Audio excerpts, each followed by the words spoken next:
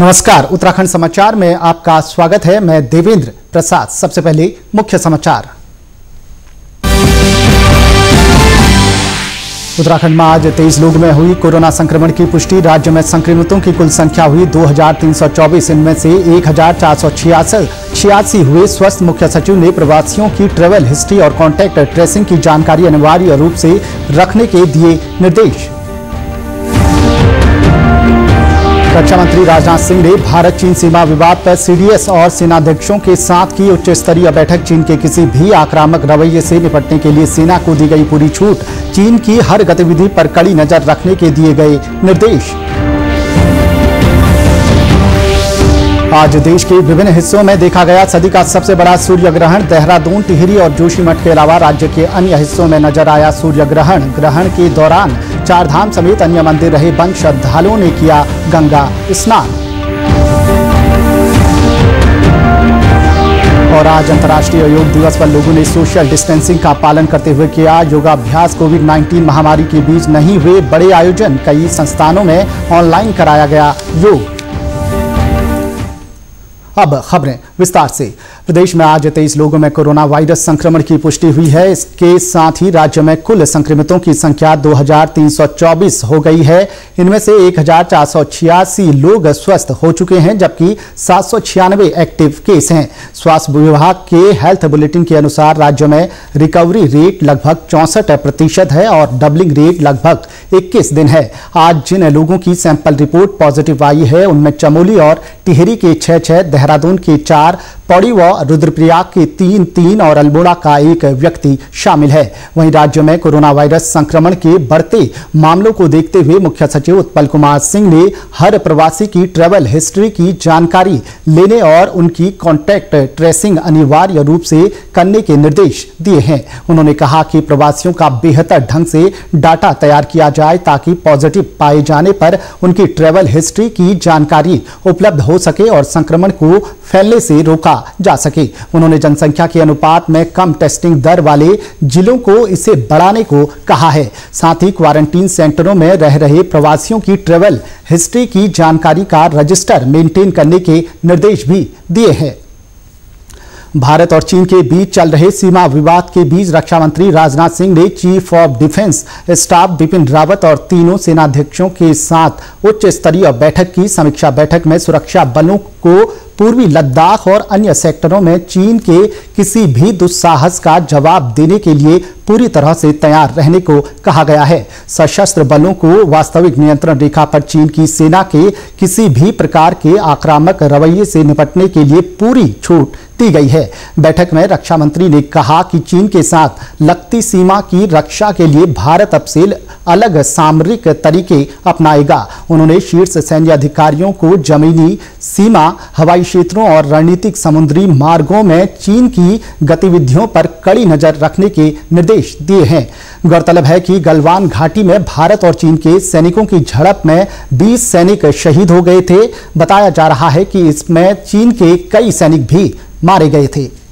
कोविड-19 महामारी के मद्देनजर इस साल कांवड़ यात्रा को स्थगित कर दिया गया है। उत्तराखंड के मुख्यमंत्री त्रिवेंद्र सिंह रावत, उत्तर प्रदेश के मुख्यमंत्री योगी आदित्यनाथ और हरियाणा के मुख्यमंत्री मनोहर लाल खट्टर की इस संबंध में कल वीडियो कॉन्फ्रेंसिंग के जरिए चर्चा हुई। बैठक में सामूहिक सहमति बनी कि इस साल के लिए कोविड-19 की परिस्थितियों को देखते हुए कांवड़ यात्रा को स्थगित कर दिया जाए। कांवड़ संघों और संतों का भी यही प्रस्ताव है। मुख्यमंत्री त्रिवेंद्र सिंह रावत ने बताया कि इस संबंध में उनकी केंद्रीय गृह मंत्री अमित शाह से भी बात हुई है। लोगों को बड़ी संख्या में इकट्ठा होने से रोकने के लिए यह फैसला लिया गया है। स्थानीय स्तर पर लोग निर्धारित गाइडलाइन का पालन करते हुए जलाभिषेक कर सकते हैं। इस बारे में राजस्थान, दिल्ली और पंजाब के मुख्यमंत्रियों से भी बात की जाएगी। आज सदी के सबसे बड़े वलयाकार सूर्य ग्रहण को प्रदेश के विभिन्न हिस्सों में देखा गया। नैनीताल के आर्यभट्ट प्रक्षेपण एवं शोध संस्थान एरीज में वैज्ञानिकों ने इस खगोलीय घटना को देखने के लिए विशेष इंतजाम किए थे। आज की स्थिति विशेष इसलिए है क्योंकि 21 जून को सूरज जैसा कि हम समझ रहे हैं कि अपने इलिप्टिकल ऑर्बिट में सबसे नजदीक है, सबसे बड़ा दिन और इस तरह की घटनाएं भी इससे जुड़ी हुई हैं, लेकिन साथ में इसके रेस्पेक्ट में जो मून की पोजीशन है अर्थ के चारों तरफ, वो कुछ इस पोजीशन पे स्थित है कि एपोजी जैसी सिचुएशन होने के नाते मून का जो एंगुलर डायमीटर है वो सन की तुलना में थोड़ा सा कम है। उसके नाते जब ये छाया आज के दिन ये ग्रहण के रूप में पड़ रही है तो एंगुलर डायमीटर का डिफरेंस जो है वो एनुलैरिटी प्रोवाइड कर रहा है। इसी के नाते हम ये एनुलर की घटना देख पाते हैं। ये भी समझना महत्वपूर्ण है कि ये एनुलर घटना सूरज पे एक जो कास्ट होती है शैडो अर्थ पे, वो निश्चित एरिया में होती है। इसीलिए उत्तराखंड में अगर देहरादून और चमोली के आसपास के इलाकों से देखा जाए तो 21 किलोमीटर के बेल्ट में एनुलैरिटी दिखेगी। उत्तराखंड में देहरादून, टिहरी और जोशीमठ से सूर्य ग्रहण साफ नजर आया। तीर्थ नगरी हरिद्वार में सूर्य ग्रहण के दिन स्नान करने वाले श्रद्धालुओं की तादाद बेहद कम रही। हर की पैड़ी पर कुछ ही श्रद्धालुओं को स्नान करने की इजाजत दी गई थी। अन्य घाटों पर भी कम लोगों ने ही स्नान किया। सूर्य ग्रहण में हमको जप तप दान आदि करना चाहिए और राहु का प्रभाव ना आए, उस प्रभाव से बचने के लिए हम लोग जप तप आदि करते हैं और भगवान नारायण, भगवान विष्णु, उनकी प्रसन्नता के लिए, उनका आशीष प्राप्त करने के लिए, इस ग्रहण के दुष्प्रभाव से बचने के लिए भगवान का स्मरण होता है। इसमें दान होता है, जप होता है, तप होता है। आज ग्रहण का पर्व है और कहते हैं कि गंगा गंगे में स्नान करने से ग्रहण और सब पाप दोष मुक्त हो जाते हैं और आज सभी लोग इसी आस्था से मां गंगे के स्नान कर रहे हैं। भगवान का जब भी अपना आराम से, जब तक ग्रहण चलेगा तब तक गंगा किनारे बैठ के ऐसी इस प्रकार जब और अपना पूजा अर्चना करते रहे। सूर्य ग्रहण को अर्घ देना चाहिए, उसके बाद गरीबों को दान देना चाहिए, उसकी माला जपनी चाहिए। जो हो सके गरीबों को जितना हो सके पुण्य कमाओ। ये काम करने के आए, भगवान करे कोरोना वायरस खत्म हो। ये बीमारी महामारी जो हिंदुस्तान में आई है, गरीबों के लिए मर रही है, अमीरों के लिए कारोबार खत्म हो रहा है, इसको खत्म करा जाए और भगवान की कृपा बनी रहे। वहीं सूर्य ग्रहण के कारण चार धाम के कपाट के साथ ही सभी मंदिरों को बंद रखा गया। इस दौरान लोग घरों में ही रहे और सड़कें सुनसान नजर आई। उत्तराखंड में अंतर्राष्ट्रीय योग दिवस मनाया गया। कोरोना वायरस के कारण लोगों ने घरों में ही परिवार के साथ योग किया। विभिन्न संस्थानों में हुए योग के खास आयोजनों में सोशल डिस्टेंसिंग का पूरा ख्याल रखा गया। हरिद्वार में लोगों ने गंगा घाटों और घरों में योग किया। शहरी विकास मंत्री मदन कौशिक ने गंगा घाट पर योगाभ्यास किया। उन्होंने कहा कि योग से रोग प्रतिरोधक क्षमता बढ़ती है, जिसे वैज्ञानिक भी मानते हैं। योग दिवस के इस अवसर पर निश्चित रूप से जो भारत है, एक योग यहाँ की एक रग रग में माना जाता है।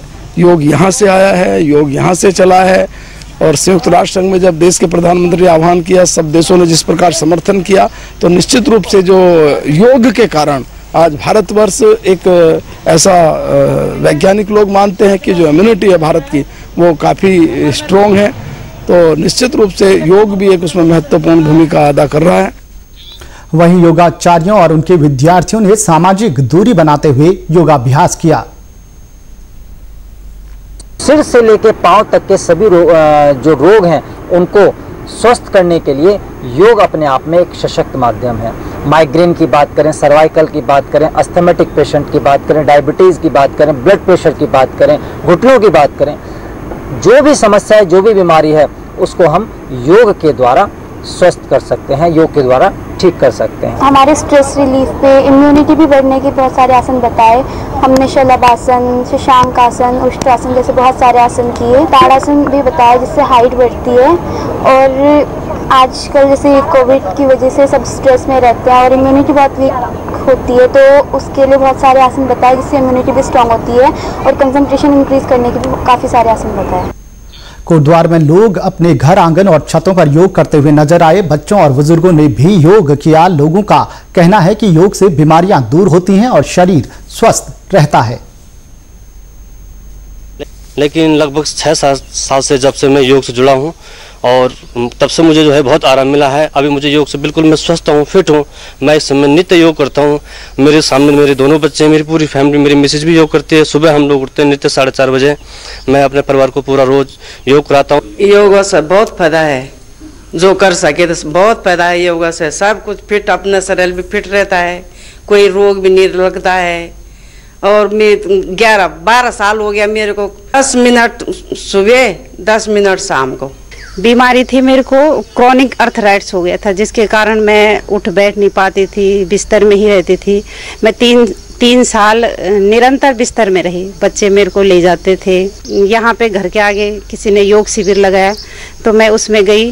फिर उसके बाद मैं निरंतर करने लगी। 2012 से मैं अभी तक निरंतर योग प्राणायाम करती हूँ और अभी आज मैं पूर्ण तरह से स्वस्थ हूँ।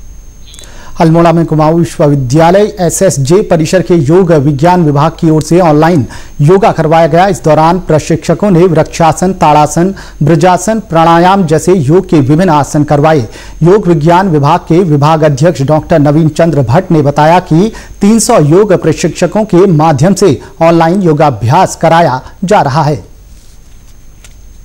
वर्तमान समय में ऑनलाइन माध्यम से कुमाऊं विश्वविद्यालय के 300 से अधिक योग के प्रशिक्षित प्रतिदिन अपने फेसबुक आईडी के माध्यम से योग की कक्षाओं का प्रशिक्षण समाज को दे रहे थे। समाज के भीतर रोग प्रतिरोधक क्षमता को विकसित करने के साथ ही उनके भीतर उस रोग से लड़ने की क्षमता किस प्रकार से विकसित हो, इस को ध्यान में रखते हुए कुमाऊं विश्वविद्यालय के 300 से अधिक योग प्रशिक्षितों ने अपना प्रशिक्षण प्रदान किया और कुल 9000 ऑनलाइन की कक्षाएं संचालित की गई।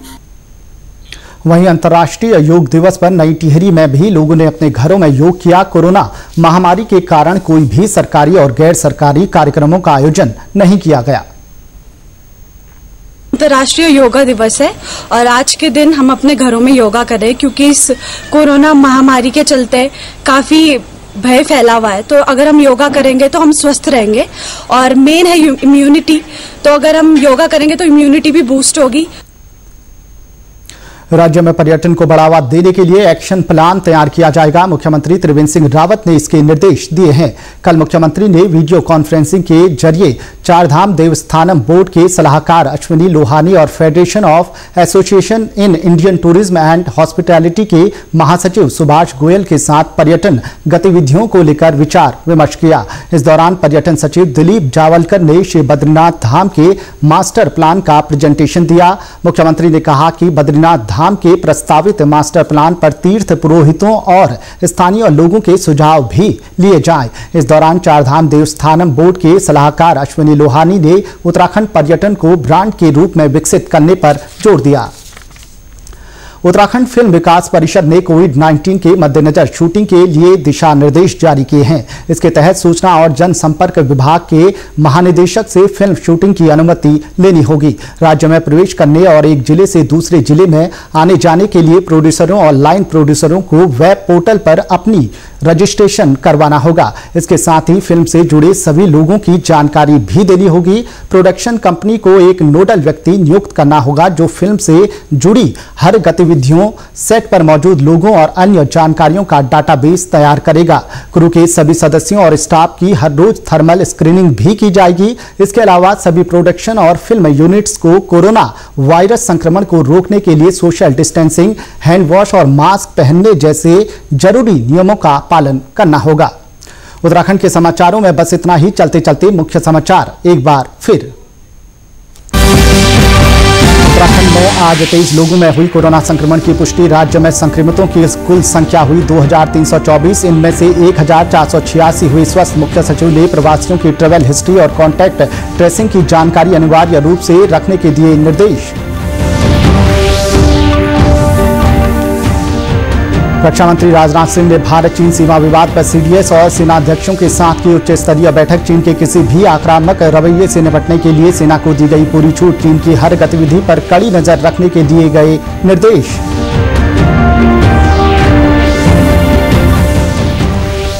आज देश के विभिन्न हिस्सों में देखा गया सदी का सबसे बड़ा सूर्य ग्रहण। देहरादून, टिहरी और जोशीमठ के अलावा राज्य के अन्य हिस्सों में नजर आया सूर्य ग्रहण। ग्रहण के दौरान चारधाम समेत अन्य मंदिर रहे बंद। श्रद्धालुओं ने किया गंगा स्नान।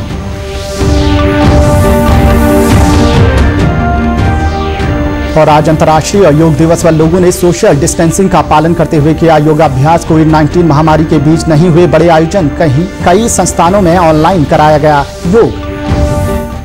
नमस्कार।